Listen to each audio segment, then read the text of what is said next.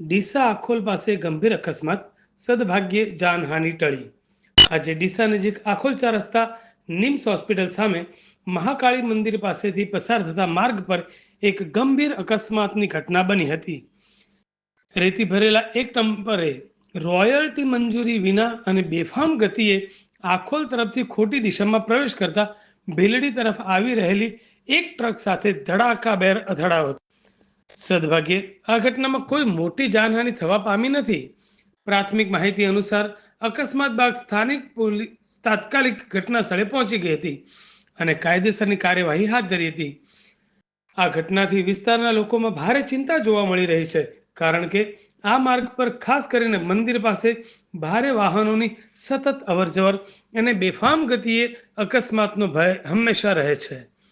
સ્થાનિકો દ્વારા વારંવાર રજૂઆતો કરવામાં આવી છે કે આ વિસ્તારમાં ટ્રાફિક નિયંત્રણ અને વાહનોની ગતિ પર લગામ લગાવવા માટે સત્વરે પગલાં લેવામાં આવે. લોકહિતમાં અપીલ.